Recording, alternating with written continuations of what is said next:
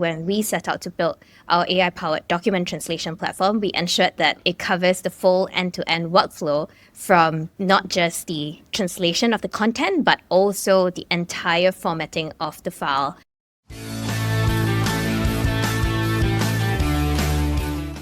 Hey everyone, and welcome to another episode of Slator Pod. Today we welcome Daphne Tay. So she's the CEO and co-founder of language technology platform Bluente. Hi Daphne, thanks so much for joining today. Hi Florian, thanks so much for having me. Really excited to jump into the discussion. So I assume that you're recording this from Singapore today, is that right? That's correct. All right, one of my favorite places in the world, Singapore. Moved there exactly 20 years ago. So, Come back amazing again place. soon. I will, actually. I will. I'll let you know after the podcast. So, cool. All right. So you're recording this from Singapore. So first, tell us a bit more about kind of your background, your journey here, and maybe also start with a quick elevator pitch around Bluente for those who don't know the company. So first, introduce us to the company a second, and then just tell us a bit more about your background so we set the scene here. Sounds good. Hi, everyone. My name is Daphne. I'm the founder here at Bluent. The name Bluent stands for Business Fluent, and we are an AI-powered document translation company. What we do is if you have any PDF files, PowerPoint, Excel files, Adobe Suite files, put them through 2 minutes or less. We translate it in 120 different languages, but we keep the format the same. So we're really excited about what we're building, and maybe dialing back to the background of how Bluent started as a company. We actually started as a language learning platform, very much similar to an app that a lot of people might be familiar with, Duolingo, but tailored for business professionals like lawyers, bankers, and if they're looking to learn, say, legal terms or financial terms in a different language, they can come to Bluent for that. Unfortunately, that part of the business didn't quite work out, but a close adjacency is the translation, which is language related.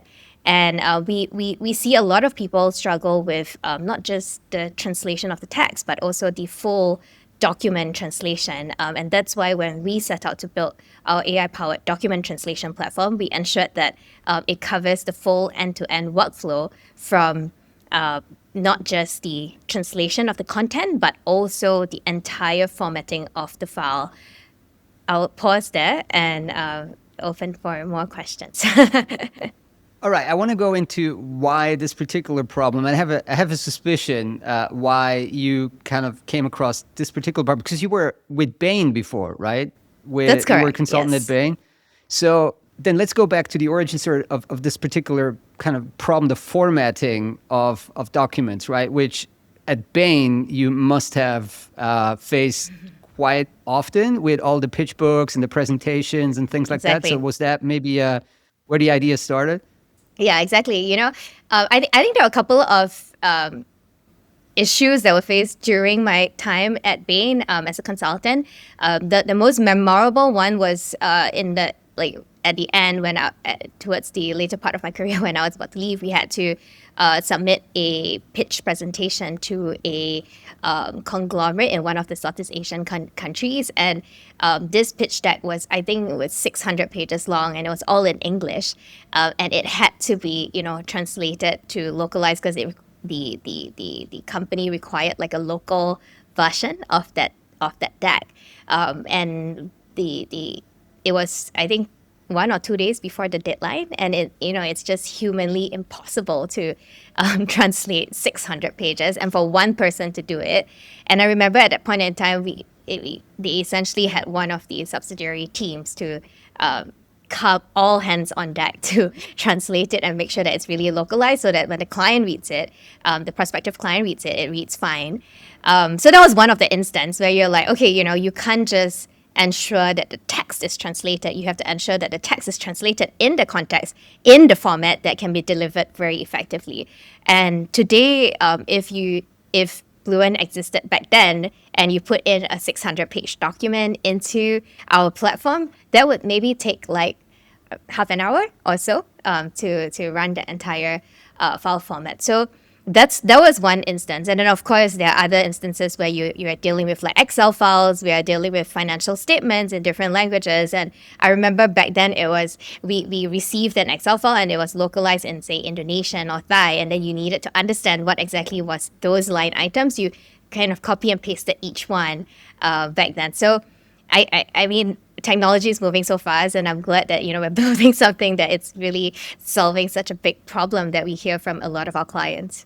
Yeah, I think people might underestimate the size of this problem. In fact, that was during my days in Asia. This was the key problem because we worked a lot for the investment banking departments of the big investment banks, right? And so we Yeah, worked a lot on Hong Kong IPOs, which involved these types of pitch books, right? So you yeah, pitch the big like Laoban somewhere, the big boss somewhere in mainland, and that person isn't going to read a pitch book in like by an international investment bank in English. So you need to fully exactly. kind of translate it into Chinese, and so deadlines are incredibly tight because the investment bankers, they take a lot of time to work on the original book, but then the localization, the translation is a complete afterthought, and then you'd Correct. have like a couple of days maybe if you're lucky. Yeah, I want to delve into that. That's a maybe in a second because this is I think an underappreciated problem in the world of localization, and so let's circle back to that first. You did mention, Indonesia, Thailand. So, but Yeah. also tell us a bit more about. Let's start with Singapore being obviously the hub in that region, a key business hub. So, what are your like impressions, or what's the state of kind of this startup environment in Singapore, and then further, in Southeast Asia at the moment? So, let's just take a broad lens, and then we go back to Blue and your idea.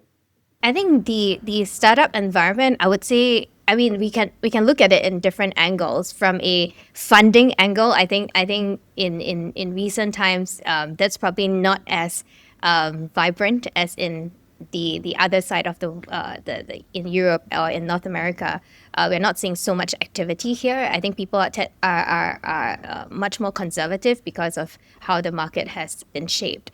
But I think on the other side, a lot of entrepreneurs are emerging. I think with different AI tools that are coming up, it the barrier to create a company is lowered.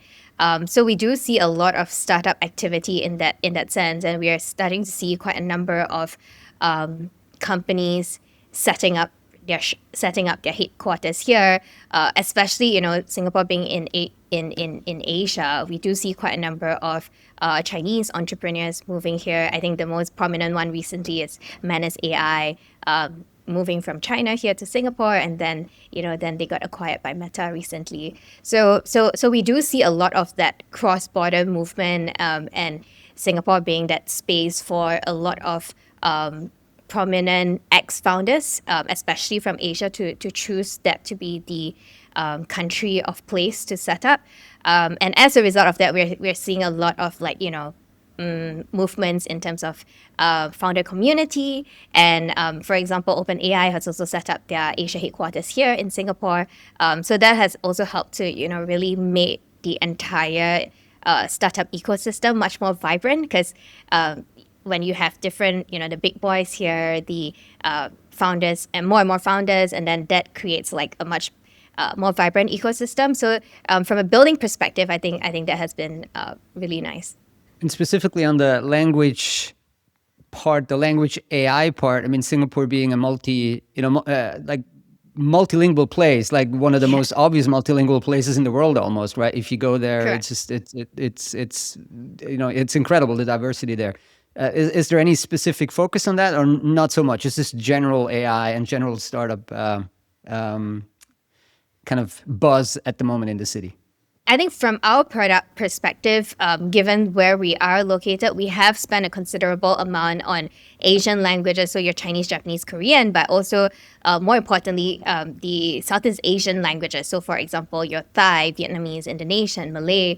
I think those are languages that, in certain instances, might be deprioritized in other markets. But I think given where we are, we do see quite a number of requests from our clients requesting for, okay, Thai translations or Vietnamese translations and things like that. So building the product and ensuring that linguistic accuracy, we have spent quite a bit of time, not just on the major business languages, European languages and the likes, but also Southeast Asian languages as a core part of our coverage.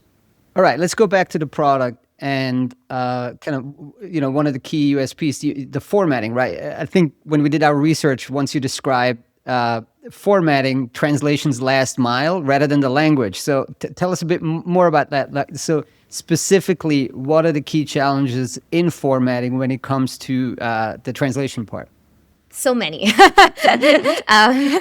But I think that the key thing is, there are so many different file formats that are being created. Like it could be, if we are looking at, say, PDF as an example, it could, to us, it could just be, okay, it's just a PDF file, but actually PDF is like a readable type document, right? So in that instance, what that means is it could come from all different sources. For example, I take a photo and it becomes a PDF file.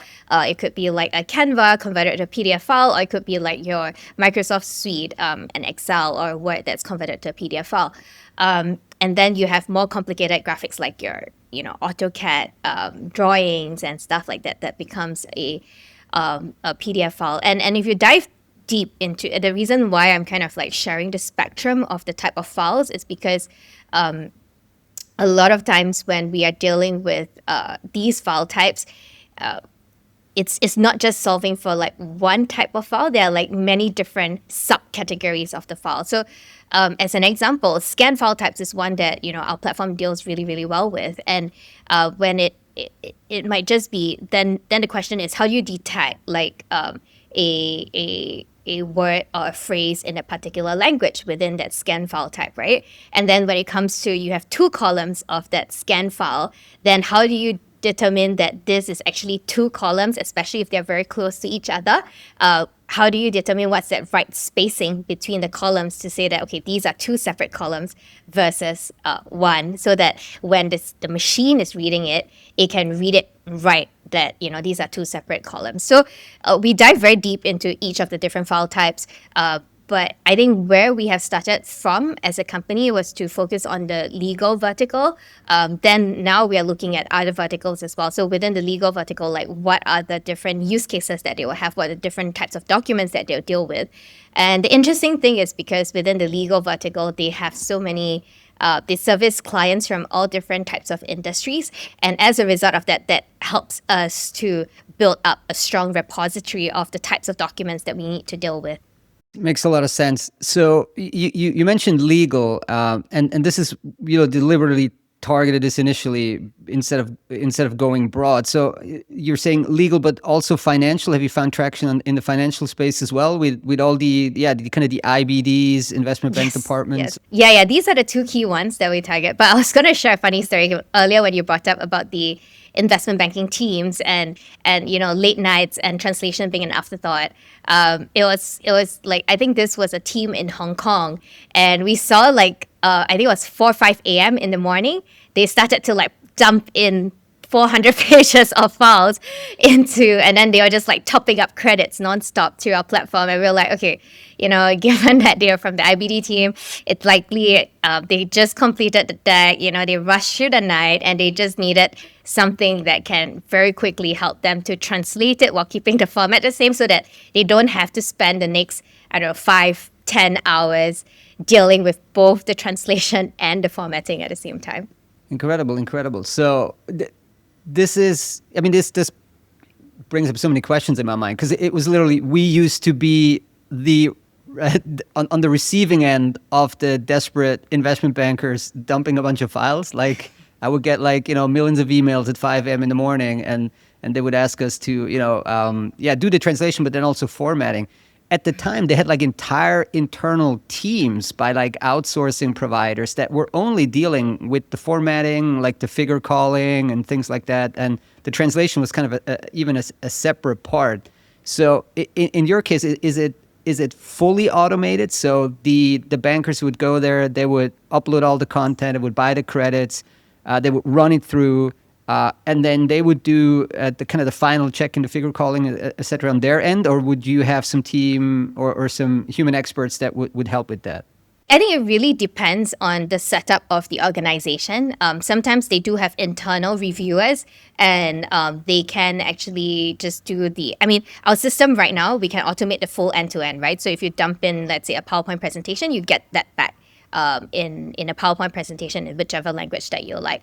But sometimes they still need like a human in the loop to review that. Yeah. So we do offer that service layer as well, if required. So it really depends on the organization and the firm setup and the nature of the translations that are required. I'm not sure how much you can disclose around that, but like confidentiality, obviously a key issue. So we used to have like an actual kind of a dedicated line with some of these IBDs, and if it got super confidential, we had to send translators over to the office, right, of the big Oh, right. investment banks. Yeah. Like when they just upload a bunch of files, like do you have some type of? I mean, what's the confidentiality protocol look like with some of these banks? We have a zero data retention policy. So in general, we don't store any of the files on our server beyond 24 hours. With the LLMs that we work with on the translation layer, it's deleted immediately upon processing. So that helps to ease the first layer of security. Then the other part of it is we have most recently gone through the ISO certification just to make sure that, in more broadly speaking, we are abiding by the security standards. So we're ISO 27001 certified. We encrypt all data both at rest and in transit. So these kind of standards have been pretty much acceptable to our clients, and they are quite happy with that. How do you generate these types of leads? I mean, is it just like word of mouth and like some junior banker knows the platform and then says, hey, I have an idea. Like we need to finish this by tomorrow morning, or is it more kind of more structured where you have like actual campaigns and things like that? I think it's a mix. To be honest with you, like currently, as we speak right now, we are also running different experiments on how best we can reach this group of people. A lot of when we ask our clients, like, okay, how do you hear about us? A lot of them hear about us, interestingly, through AI, if not through Google search. Because I think it's Incredible. Okay. yeah, because with translations, and I'm sure like it's a very time triggered activity. It's something where you don't think about it until like it's like, oh, I need it now, and then you're like, oh crap, like where can I find it?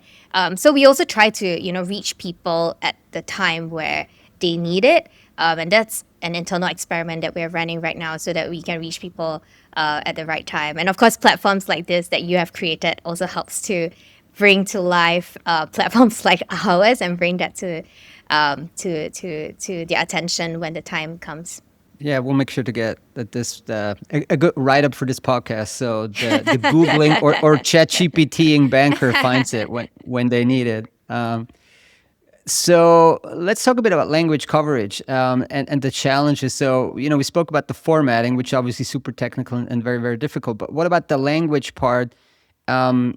Maybe starting with Chinese and then like moving to other Asian scripts, maybe Thai and just other like challenges specifically to the Asia market.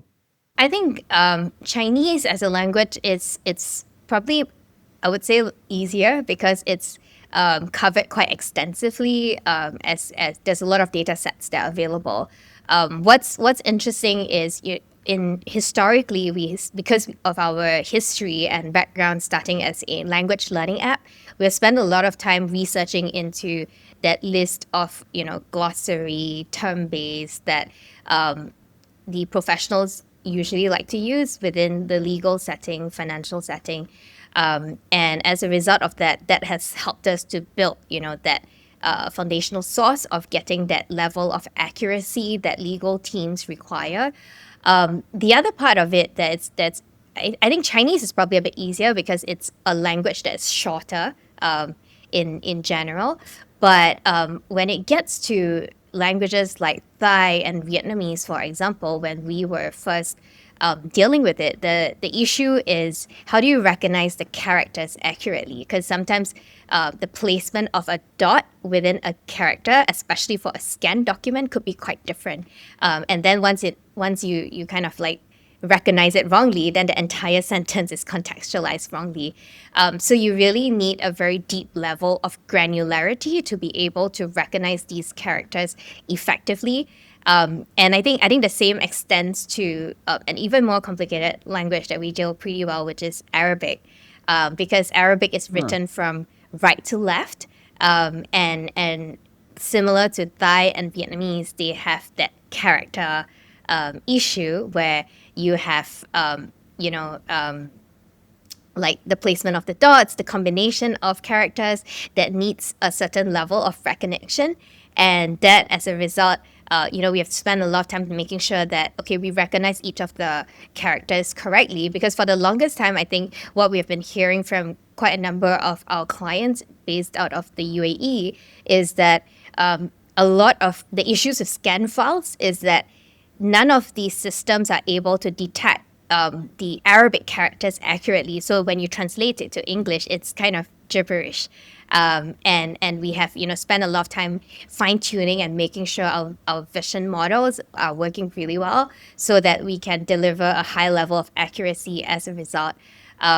That's one part of the observations, especially for character based, non Latin based translations that we have seen. Yeah.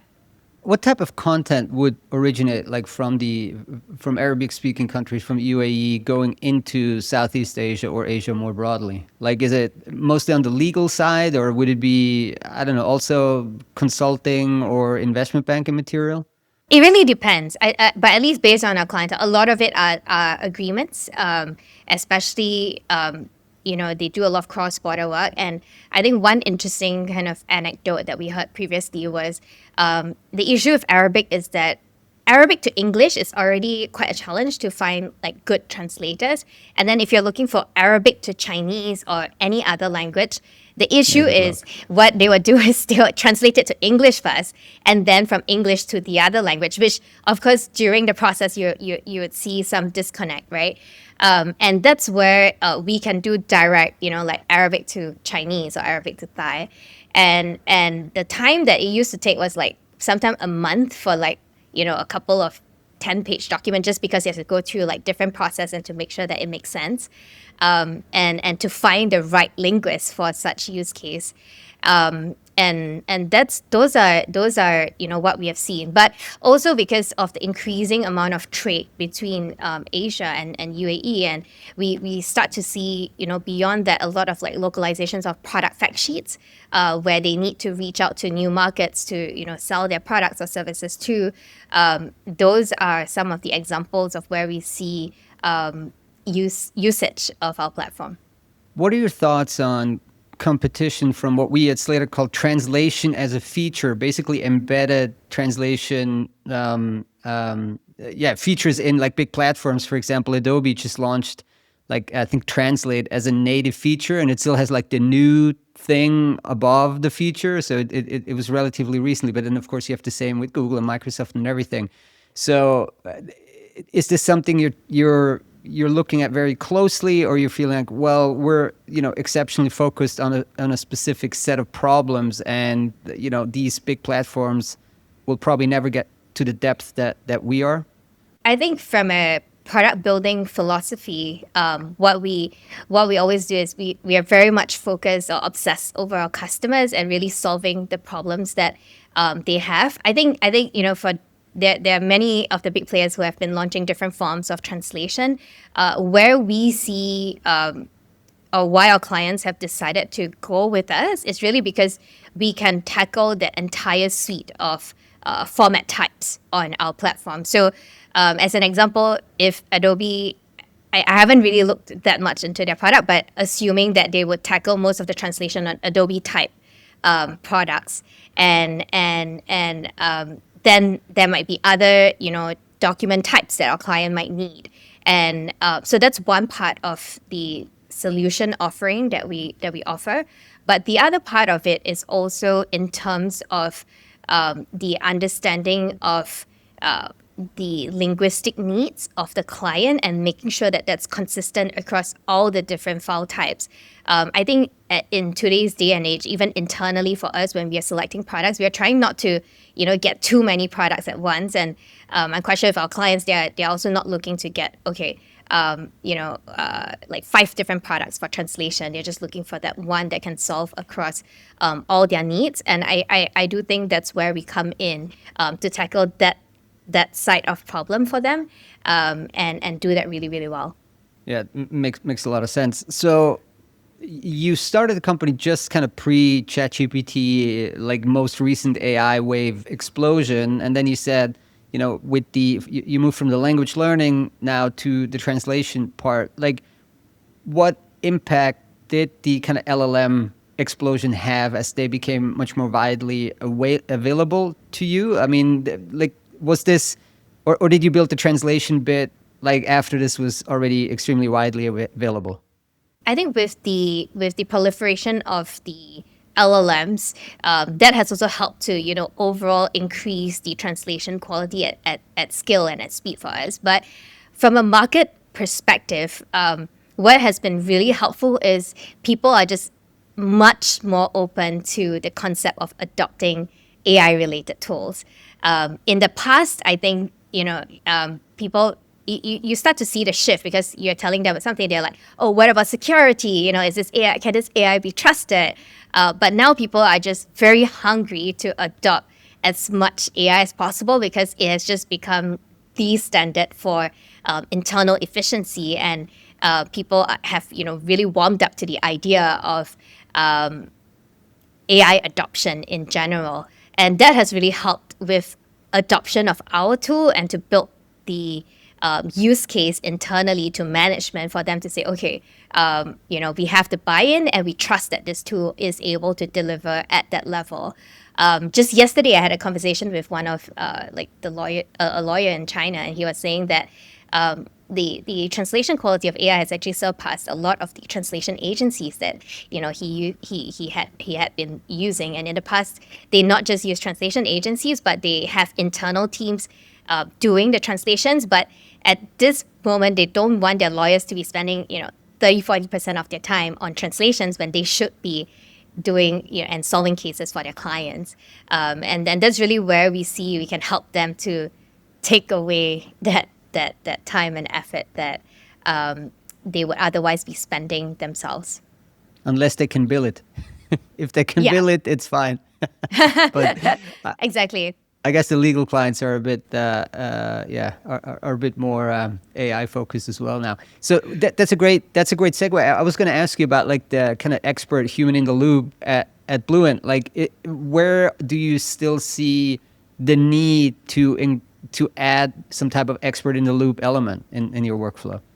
Most of the times when it comes to court submissions or arbitration submissions, the tribunal or the court still requires someone to sign off and certify on the translations.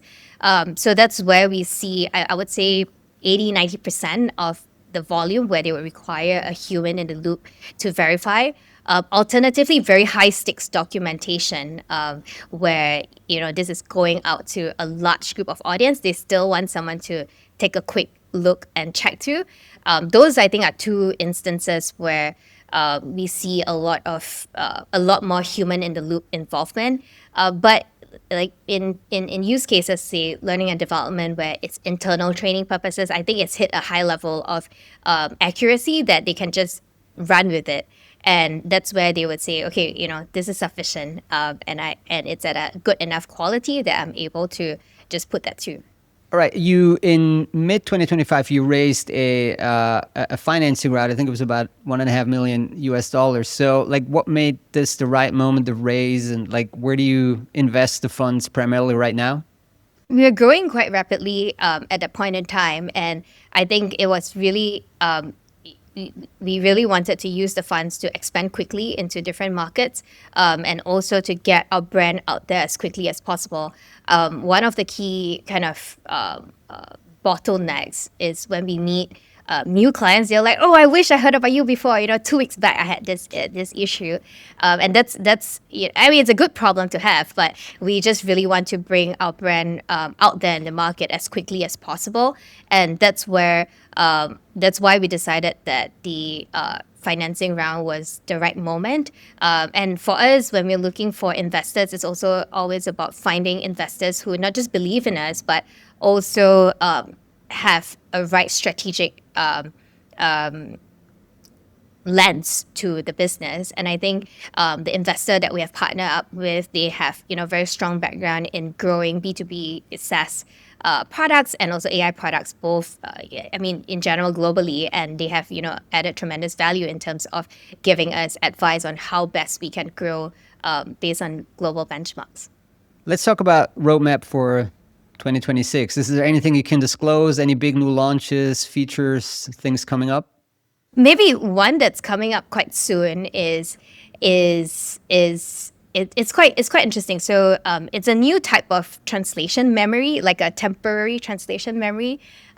What we see is quite a number of our clients. They have maybe a file that they have already translated, right? And they let's call them like source version 1 and translated version 1. And then they make additions to translated version 1 to translated version 2. And now they need it back in source version 2. But whatever that has been approved in terms of translation, they don't want that to be rewritten anymore. So we have built an engine that we're able to make that happen, that only changed parts of the documents are going to be translated. So we're really excited about that because we have heard from many of our clients who are like, okay, I have already translated this file. You're running through the translation again. I'm not going to check through all the translations that I've already spent so much time approving. But in the meantime, while translation is happening, negotiations are happening in parallel as well, right? So that supports this process very effectively. Great. Well, definitely, this was fascinating for me, also particularly because it was core of the business that I was involved in back in the days when I spent in Asia.